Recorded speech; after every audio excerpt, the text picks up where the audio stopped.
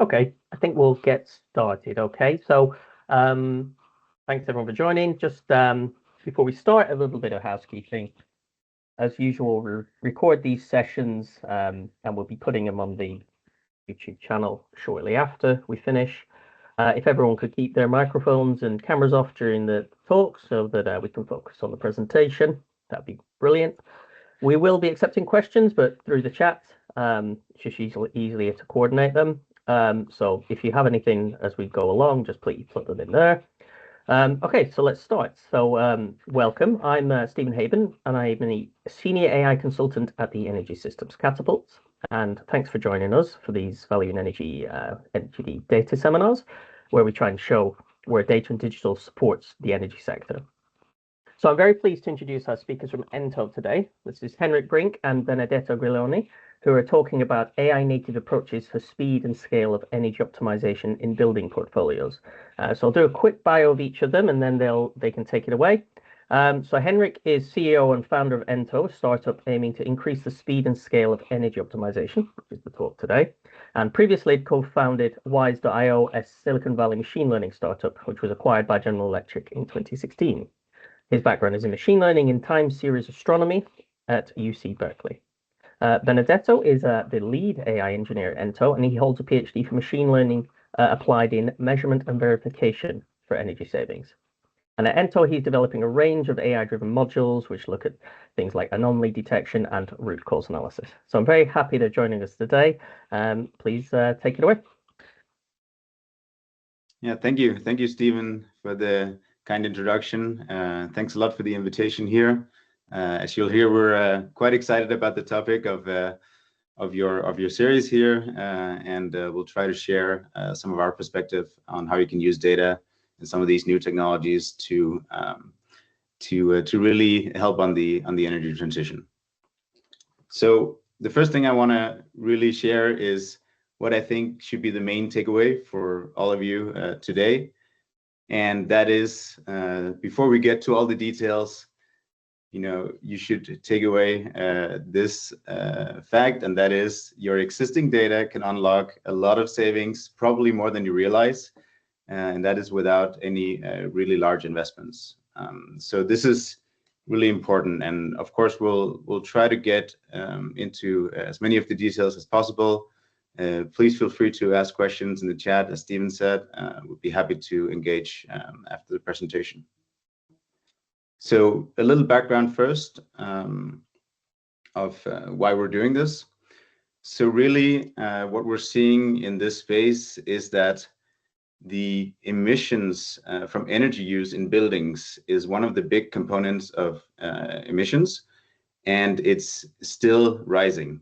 So we might be optimizing a little bit, but we're building too many square meters in addition globally, so that the net effect is that we have an increasing amount of absolute emissions from energy use in buildings. And obviously, given our goals with the energy transition, this is not optimal. We are also seeing from a lot of reports across different organizations that energy efficiency and energy optimization can be one of the absolute main drivers of the green transition, and that this is one of the kind of main arguments for starting with that part of the equation first, maybe before you go to a large investment in new equipment, solar PV, heat pumps, and so on. There's actually a lot to capture in energy efficiency. We have a problem though, and we'll get more into some of the barriers to why this is not going as fast as it should. But one of the main issues is that there's simply not enough people and not enough resources to take care of these this work that we need to do on energy efficiency. And so this is one of our main areas of focus, is really how do we make all you guys out there in the buildings, in the energy management positions, in the energy professional roles, how do we make all of you more effective and more efficient in the work? And this is a big part of our focus. And then in the end, of course, there's a lot of regulations coming. Every region, every geography has its own, and we're definitely focusing on supporting that as far as possible as well.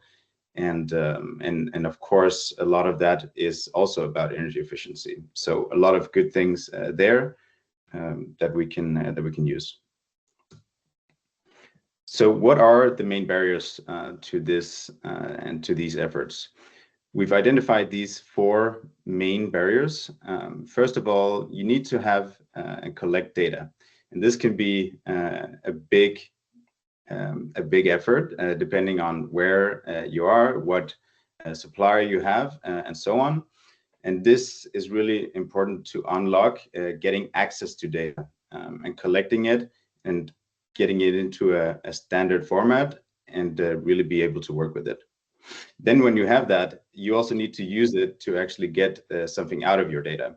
And this is where it can still be quite difficult to really identify the projects and the optimizations that you can do. After you have that, you also need to actually implement these projects. And this is where this lack of resources that we already mentioned can be a barrier. In the end, when you have the projects implemented, you also need to follow up and document what actually happened. And this can be, of course, a big barrier. If we don't know what happened, then how are we going to spend our money intelligently afterwards? So all of this really gives the outcome that this optimization rate is too slow, and there's a lot of untapped potential. So a lot of different studies, and what we're also seeing internally is really showing that 10 to 30% of energy use in buildings is simply what we would call waste. So this is things that are running at night, things that are fighting each other, all sorts of things that can just be fixed by configuring the existing systems. So without any major renovations, without any major investments. So what are these? And we'll get again more into some of these, but typical things is the schedule of the HVAC system is not set up correctly. There are heating and cooling that are working at the same time. Someone might have set the whole system into manual mode and forgot to turn it back when doing some other work in the building. There can be sensors that are faulty. There can be connections that are broken. One interesting example here might be we work with a lot of supermarkets and stores. Quite a clever thing is that when you turn on the alarm system, the building system should also go down so that, of course, it's shut down at night. But this connection between the alarm system and the building system can actually be broken. And this means that the building is just running at full power all night, and it can take months or even longer to actually discover this. So these are some of the things that can happen in order to create this waste. And we typically find that people don't realize how much it actually is out in the buildings. That this waste really contributes to the energy consumption. And this is one of the things that in an AI native system where we can go in and do a lot of these things automatically and the monitoring, then we can actually find these things more easily. Okay, so a little bit of an example from one of our customers where we basically just go in at the main meter level, so the existing data that they already have. Even in huge supermarket chain, we can actually help save quite a lot on energy just by finding these energy waste potentials. So how does it actually work? And we'll get quite a lot deeper into this as well. But just to give a very kind of high level understanding, what data is going into the machine and what can we then say something about? Well, so of course, the energy data, and this is where we typically work with main meter utility level data. might be available in your data collector, might be available with your utility, or you might have it yourself. And this is combined with a lot of other data sources. So location data, of course, where is the building? And this is used in order to get weather data. We can also find, for example, through Google Maps, we can find opening hours. So this can tell us something about occupancy in the building. We have public databases and other sources for building information that can be used to basically build a model around how the building, what the building is and how it should be performing in terms of energy consumption. And from there, compared to the actual consumption, we can say something about how it's working. And then it goes through the machine. You'll see more to this. And then figuring out basically some projects that can be done and rank order these projects by what is the most effective thing to go and do today and tomorrow and after that. So this is a very high level overview of how it's working. The last slide for me is really in this is really about, we do all of this in order to get to a lot of buildings quickly. We talked about in the beginning of the presentation that we need speed and scale. And so by just integrating to these main meters and be able to get a lot of value out of that, we can get to a lot of buildings fast, and we can get a lot of impact fast. And this is the whole point with these things. And so whether you are interested in using our product or something else, the really important point is just that there is a lot of potential out there, and it should really be investigated for many building owners and for many energy professionals.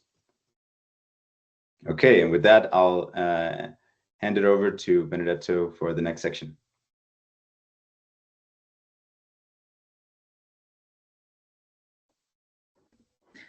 Perfect, thank you, Henrik. So I will try to get a little more into the details of how this actually works in practice. The idea is that with most of our customers, if I want to say all of our customers, when we start engaging with them, we understand that the energy management team is really not being able to have a very large impact in terms of energy savings and energy efficiency within their portfolio, and that they're mainly being blocked by what we call legacy systems. And these are basically old school energy management tools that are not really able to take full advantage of the possibilities that have been unlocked by widespread smart metering infrastructure, and also the new algorithms that we are starting to, that have been actually developed over the last few years in terms of AI, right? So Henrik showed before 4 main barriers, and we want to show how we come in each of them, and we try to replace these legacy systems with AI native energy management. So the first is, of course, the data collection process. So at the beginning, you like, if you are using a legacy system, the mentality is not that you already have existing data that is easily accessible in order to do energy management, but it is that you need to actually do a lot of sub-meter or even main meter installations, plus sensors in order to do anything. So if I don't have the hardware, it will be impossible for me to do any energy management. And of course, this we want to challenge. And then what you end up with is basically a fragmented systems, a bunch of data that is on different platforms, many analyses that are run on Excel, and this is, of course, extremely inefficient. And on the other hand, when we try to suggest our AI native solution, we can integrate directly with utility meter data. So this means that sub-hourly data is already available for the organization, likely because the utility installed a smart meter in order to bill the customer for the electricity that they use. And this submeter, this main meter is already collecting electricity data, but also gas and water. And we work with a range of different data sources. But if we want to focus on electricity, we can say that the data is being collected by the utility, and when you approach the utility with an authorization from the customer to receive that data, then they are mandated to share that to you. So this means that within a week from the authorization or for the first contact with an organization, we can already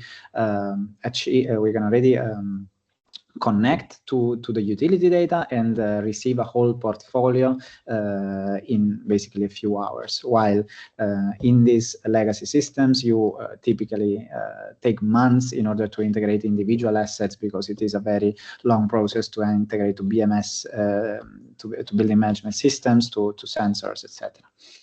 Then once we have all the data in, so week one, we proceed with the project identification, and typically this has always been done as a very time-consuming effort that implied analyzing data manually. So the data is typically not coming in a normalized way. It's not clean. There is a lot of outliers, and so engineers need to spend a lot of time just running these pipelines manually in order to get the data in a good spot so that it can be analyzed, and it does make sense when you're looking at it. And there is very little automation, and most of these analyses are typically done through Excel, right? Our AI, on the other hand, can process all these hundreds of thousands of data points that we get in from the utility within a few minutes. From that, we transform all of this data into a list of prioritized and concrete actions. So we are telling the energy management teams exactly which buildings are not working efficiently, which kind of problem they might have, and we quantify that so that they're actually able to say, okay, I have a portfolio of 500 buildings, but I will start working on these 10 because they are the top priority in terms of savings. And this is more or less also what Henrik showed from before, but our experience. So without being actively managing these large portfolios, around 20% of energy is wasted. And this is like actually quite a mind-blowing like finding from our work across these 55,000 buildings. And one thing that we usually say is like, buildings are one of the main sectors, the building sector is one of the main sectors in terms of carbon emissions. And another sector in this, another main emitter is the transportation sector. And so every day there's around 100,000, more or less, in estimation, flights going on. And if you like, this would be equivalent to having 20,000 flights continuously going without any passenger, without any cargo, completely pointless and just emitting again daily. So huge problem, and we got to address it, right? Finally, once we've done the analysis, we connect with the energy management team, and we tell them exactly how in which buildings they need to go and what they need to do.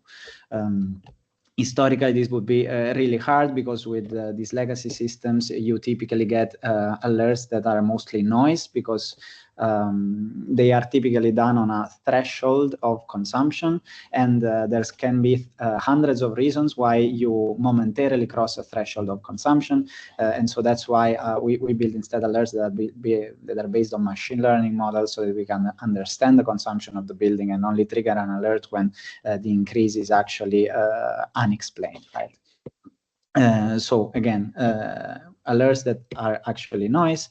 And because of this, the technical team, which is actually the most valuable resource, because they are the ones who are able to fix all of these issues, they are wasting time on unclear signals.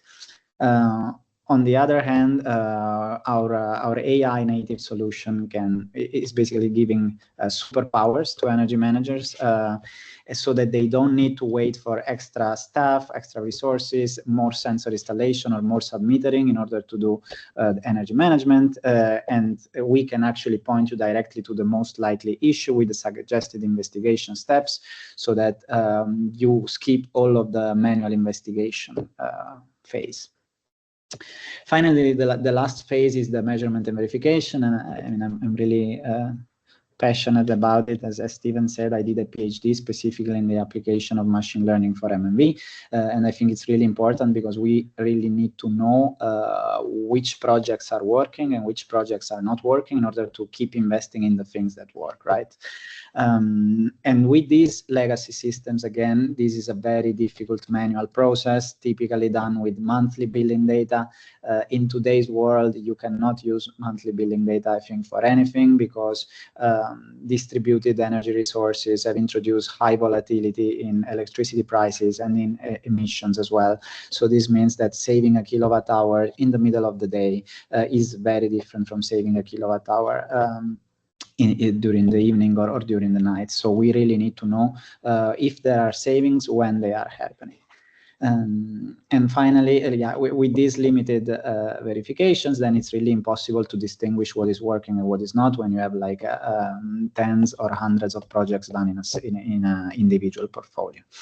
On the other hand, thanks to machine learning, we can provide automated real-time measurement and verification, savings that get updated every day because we build our machine learning pipeline, and then this means that that every day we are running these models and we are verifying the actual meter data that comes from the sites with what our model is saying.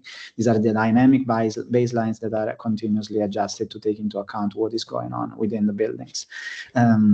And thanks to this, you can then basically validate all the actions and projects that have been implemented following the IPMVP guidelines or any protocol, MMV protocol that you want to use.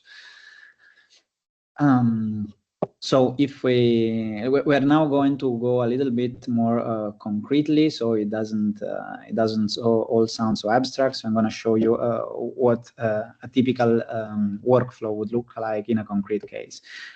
So typically, the week one, when we start working with an organization, we integrate the data. We'll create all of the sites for them, and then we onboard all these electricity and gas, but also district heating, solar, PV meters, water is also very frequently onboarded, because these are large sites with with many data sources and very high consumption for each of these, right? So as I said before, all of this happens within a few days because we have this utility level integration. Then we run our machine learning pipeline, which takes a couple of hours. And this means that we can already identify a list of alerts.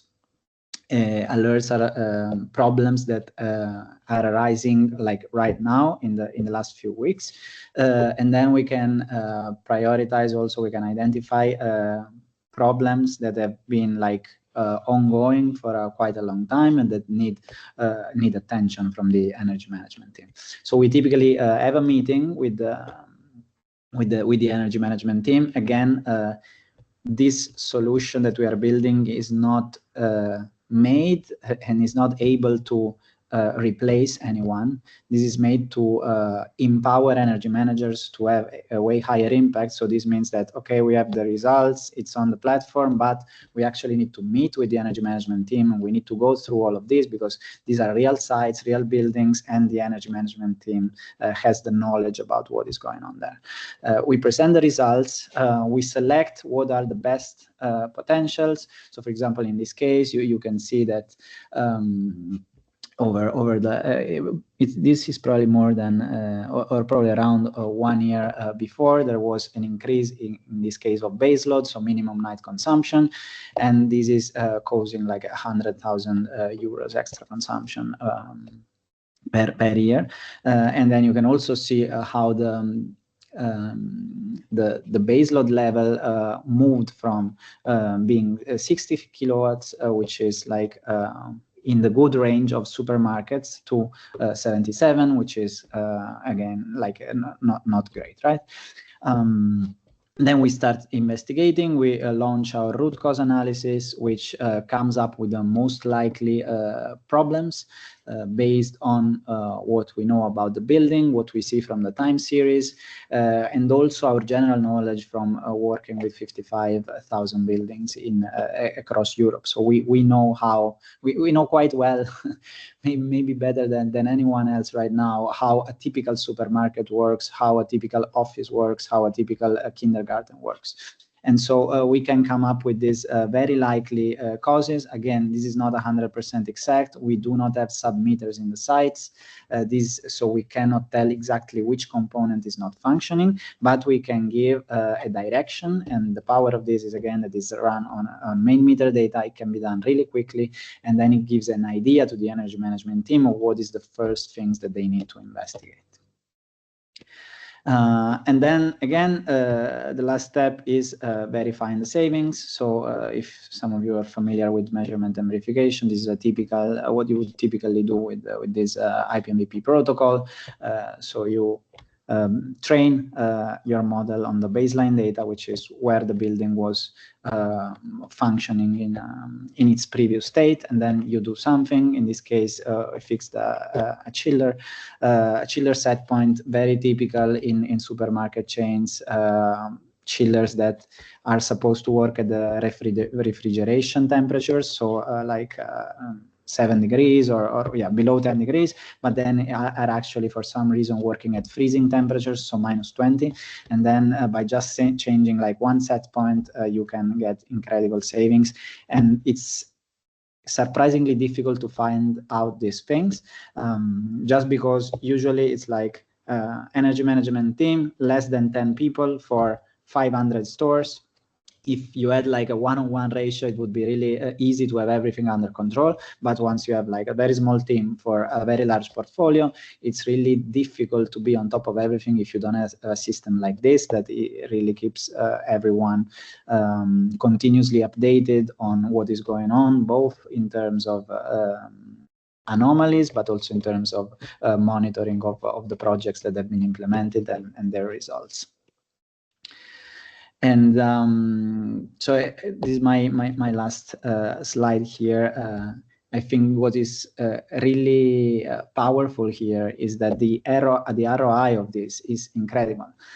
This is a case where we have a public organization, to anonymize, but let's say very famous large European city with more than 500 public buildings, in this case, analyzed.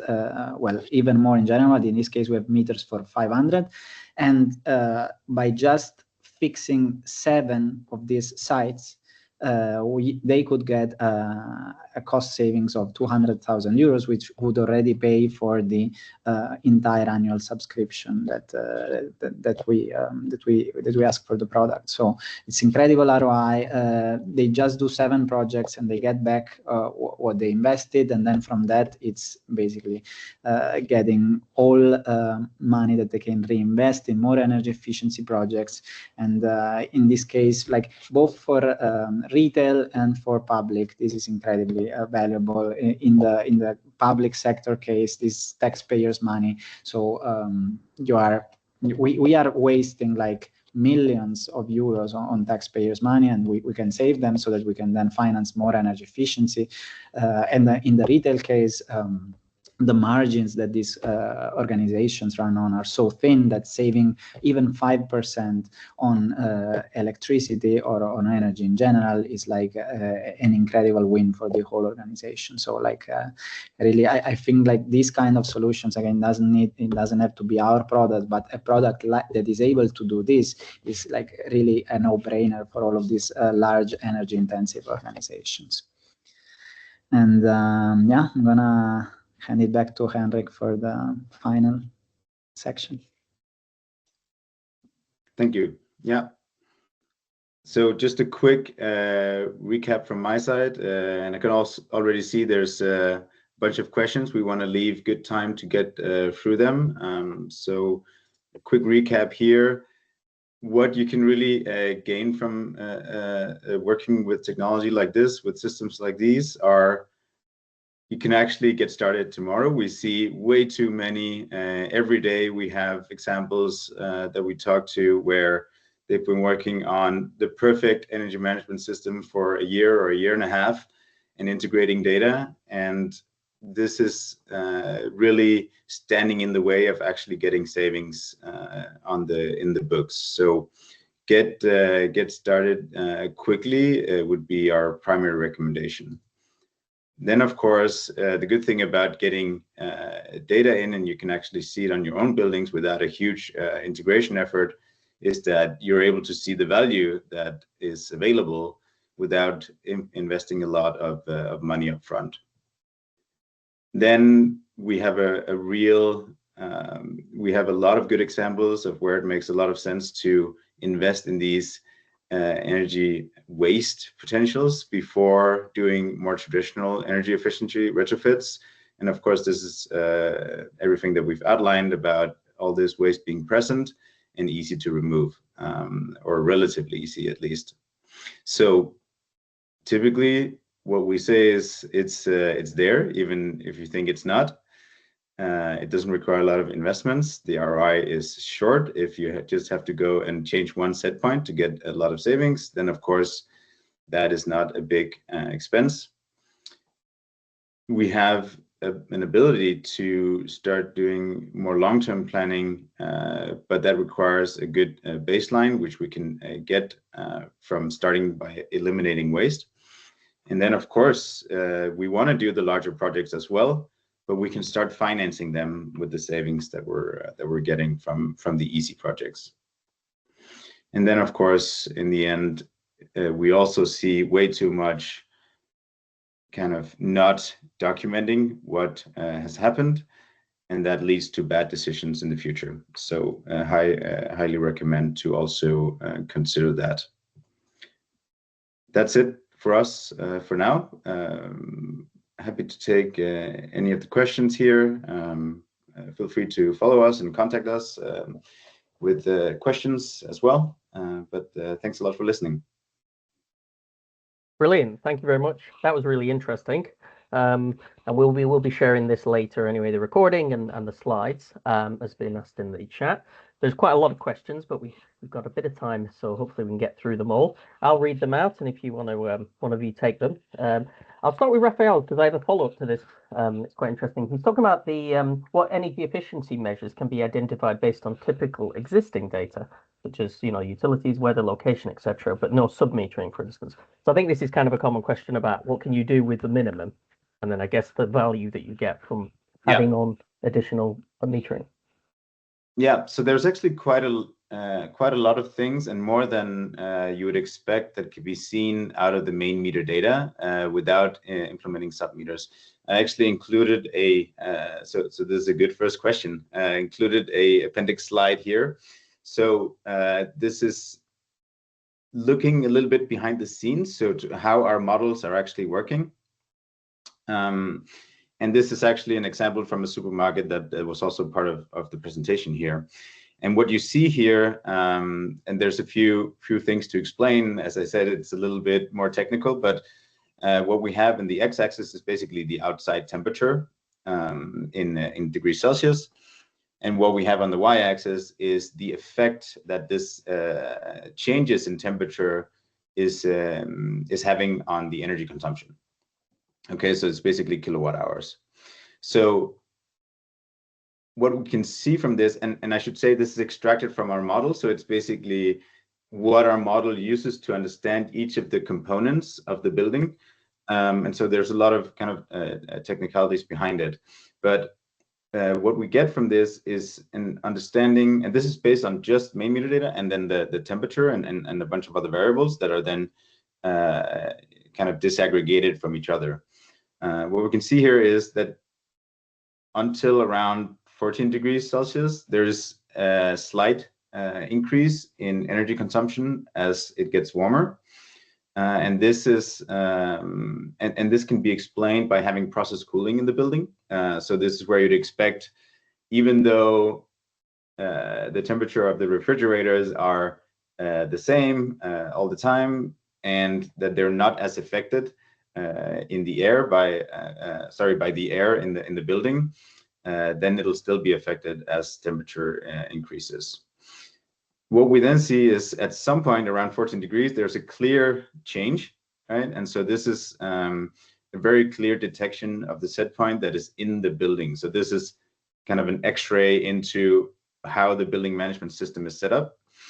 And from there, you can then see the efficiency of the cooling system afterwards, which is here it says just, this is the comfort cooling that is needed in the building. And of course, it's a combination of both the process and the comfort cooling in this case, but you can use this to figure out those numbers. And what you can also see here is, and each dot here, maybe that's important as well to understand, is that each dot is an hour of the building's energy consumption.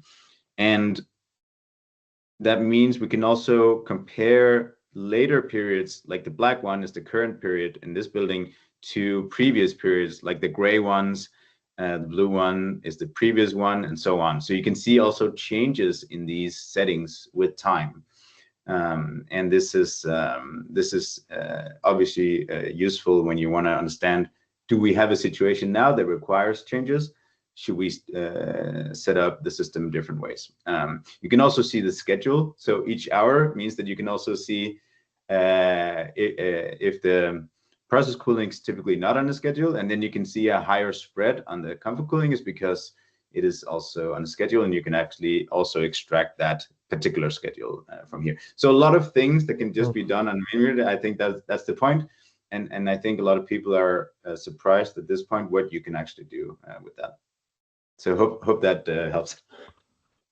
Yeah, thanks. I was also thinking, I gather you've gathered, to sort of extend this, you've probably collected a lot of data on lots of different types of buildings as well, and therefore learned a little bit about their nature. Is there sort of good candidates then where you say, right, these are the ones to target for this? This is where we know there could be good savings. And equally likely, is there ones where it's kind of trickier, Yeah, I mean, what sort of the features that drives that, I guess? I'd say to these types of questions, we always try to just turn it a little bit on its head, because there's actually no need to try to guess which buildings are good or bad. If you can get the data in quickly, let the data speak, right? And so this is also, and I know we're also using ourselves these numbers like 10 to 20 to 30%, whatever, everyone is talking about these numbers.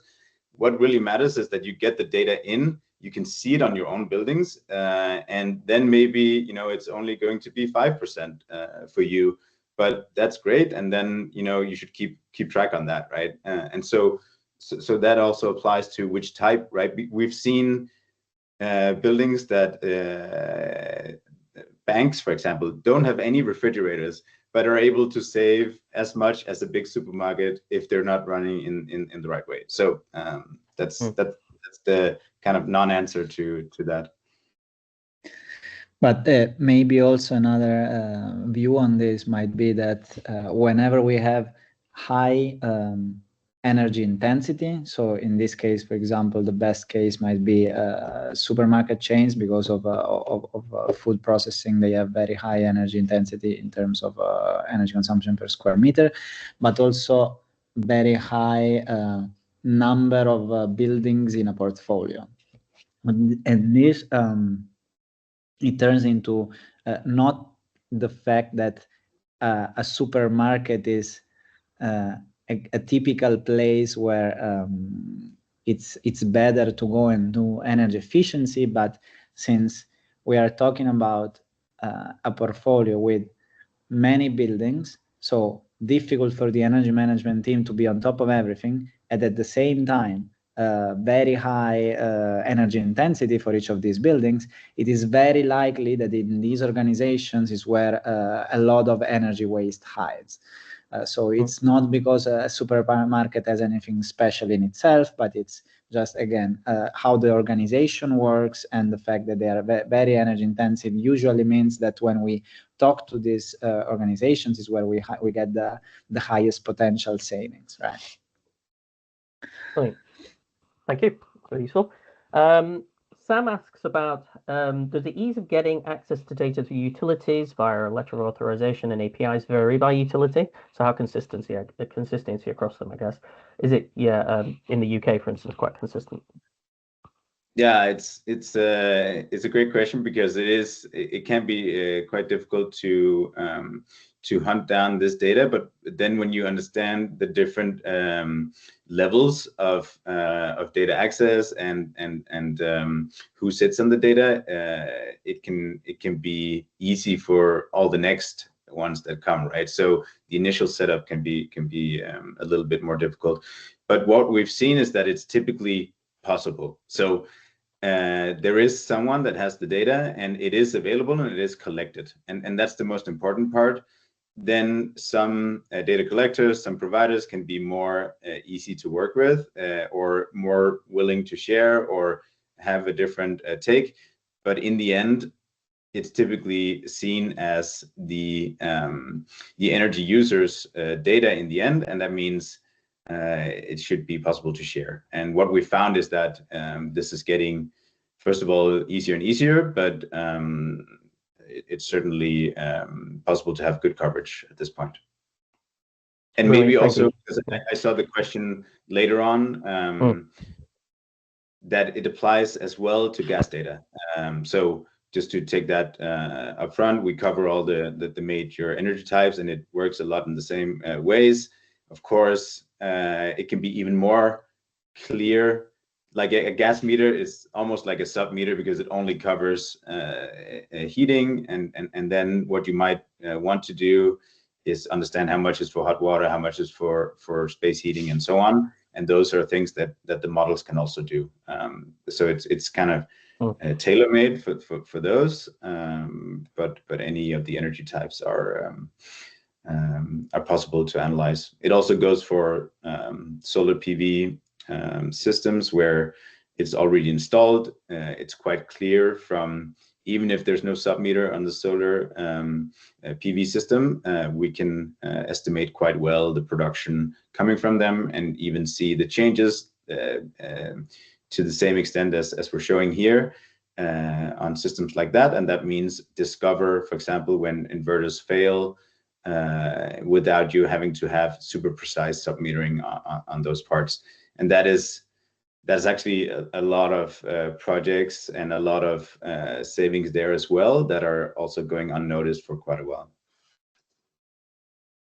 And actually, I guess if you've gone to this sort of bringing the interplay here with gas and electrics, this might be a verification question maybe, but how do you try and take into account there might be sort of a interplay between these? And obviously, if you're moving from sort of different systems, which might, like for instance, there might be electric heating and gas, maybe they have two different systems in there. Is that taken into account in the verification, how you make sure that, how you manage to split those up and say these are actual savings, or some could be maybe confounders maybe for other things?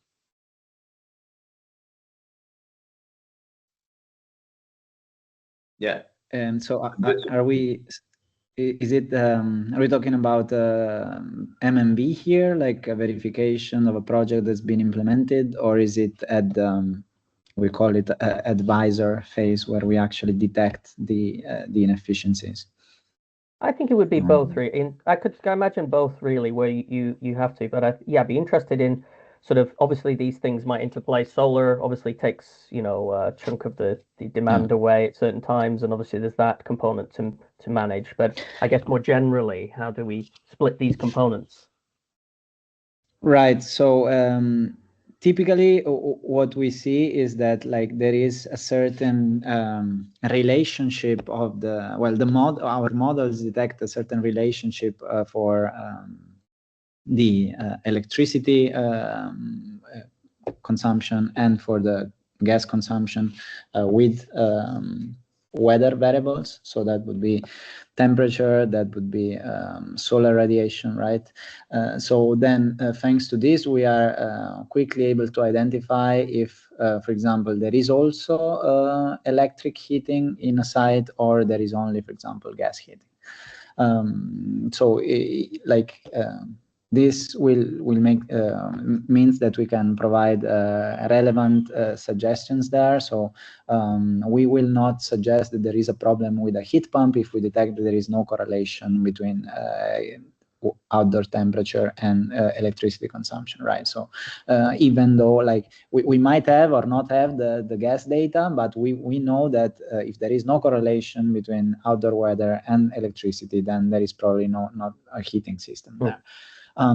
Something else that we can do is, of course, this in the UK especially, we're seeing many of these gas to heat pump conversion, and then gas boiler to a heat pump, right? And then what we do is we run two verifications at the same time. One would be on the gas data, one would be on the electricity data, and then we are able to unify that calculation and say, okay, thanks to this installation or change in system, you are now spending this much more electricity, but this much less in gas, and then this is the balance when it comes to total pounds saved and energy and emissions. Of course, taking into account these dynamic prices, dynamic CO2 levels for electricity as well, and all of this, right? Hope answers the question. Otherwise, I can also know. Thank you very much. Before I go back to some of the older questions, there's one that came in with, I think, links to what we've been talking about. Ben is asking about actually the customer's perception actually of the insights as well. Like when you've mentioned already the banks, for instance, were quite surprised. Well, I guess in more generally, what's the sort of your experience with the clients, the energy management teams usually in terms of their insights? And also, does it matter how you sort of convey those things to them? Be interested in how that messaging is valuable to this. Yeah. Again, I think it helps to look at the data together, right? And so maybe also as part of that, one of the other questions about human in the loop as part of it, right, is really, first of all, we don't, and maybe there's more questions on that. What we're talking about here is really a kind of recommendation engine, if you will. We don't go and actually change anything in the building management system automatically or do any actuation there. So here it's just about making recommendations to exactly the human experts, the professionals that are working, and the technicians that are working in the building. And that means they will make the decision what makes sense. With these root cause analysis, they can actually go back and forth on, okay, we checked this system and that wasn't the problem. Okay, then you'll get a new recommendation for the next best action and go through and find the issue in that way. And also what we found is that buildings are very complex, and changing things automatically can be a very dangerous thing or risky thing in the sense of maintaining good indoor air quality. So what we like is that there's these human experts also in the loop that are saying, I know this building from one end to the other. I know that if we make this set point different here, they're going to be cold in this end of the building, right? So having both of those work together is really what you want in order to find the right level.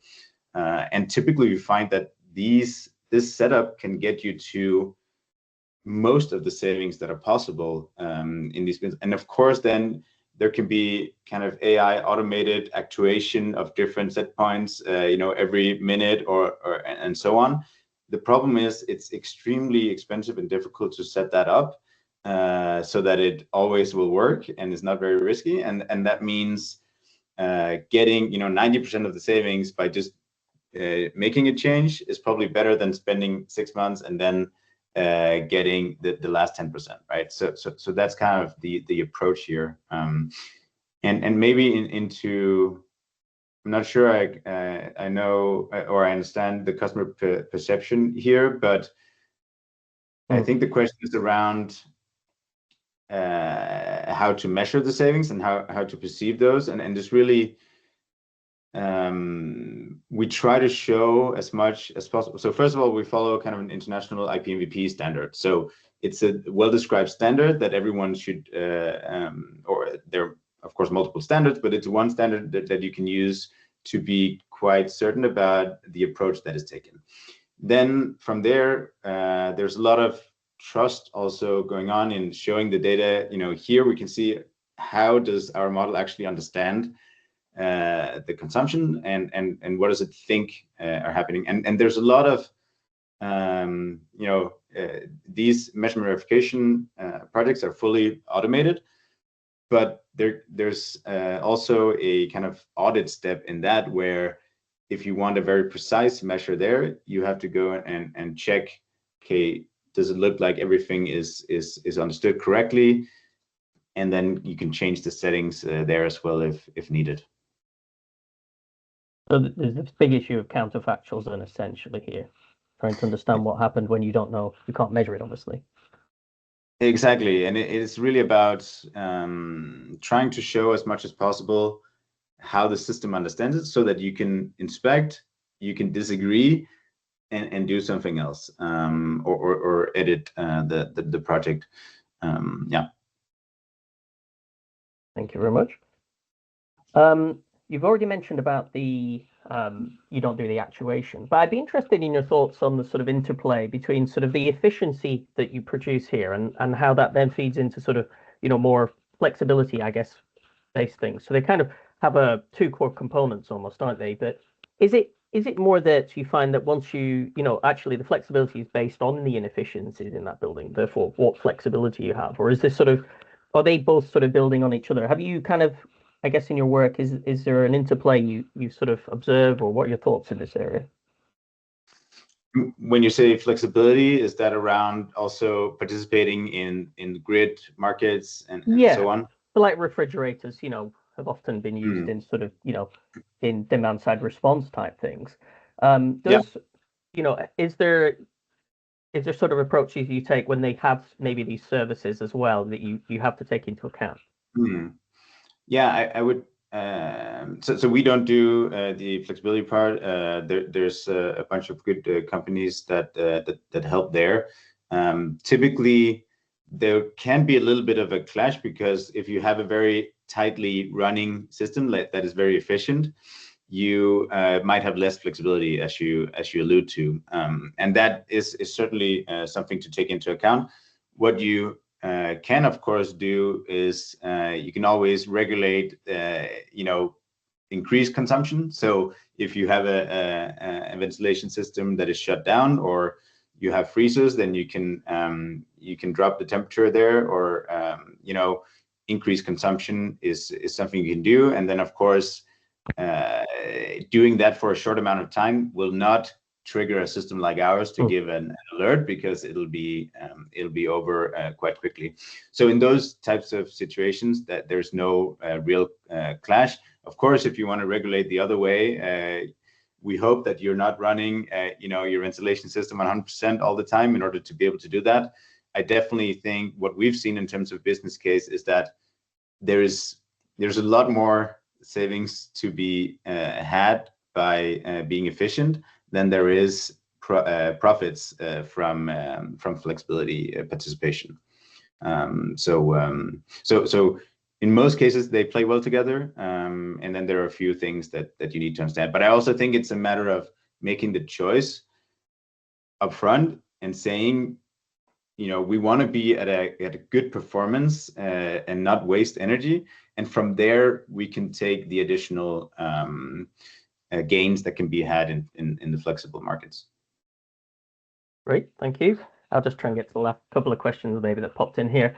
Emmanuel's asked one about sort of other attempts at sort of analyzing the data in here. The causal analysis is mentioned here rather than maybe M and V. I don't know how the interplay of that, it's not my sort of area, but is there sort of a discussion around how the different approaches provide different types of information in these areas? This is the question around different approaches to MNV. Or More that in general, how we're assessing these things. Is it sort of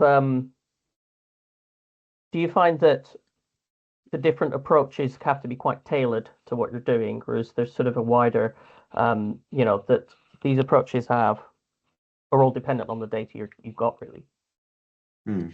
Yeah, what we've seen is that if you have the time series data from each side, then it makes sense to analyze them one by one individually, because you cannot really compare buildings between each other. I mean, you can benchmark, of course, but when you're trying to verify savings, it's a different world.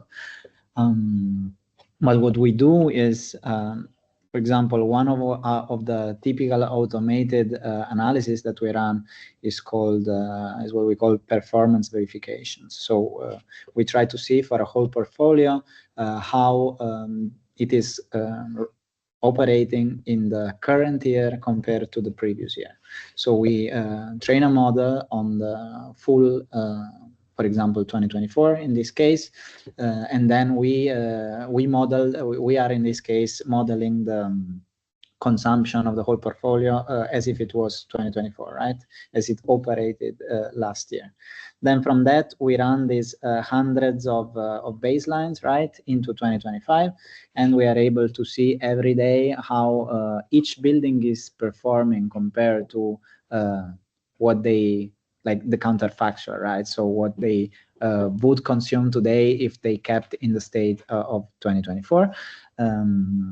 And this is then aggregated into a portfolio level analysis. So we use a bunch of techniques to also reduce uncertainty, because when you are going from individual asset level to portfolio level, you can also reduce uncertainty, right?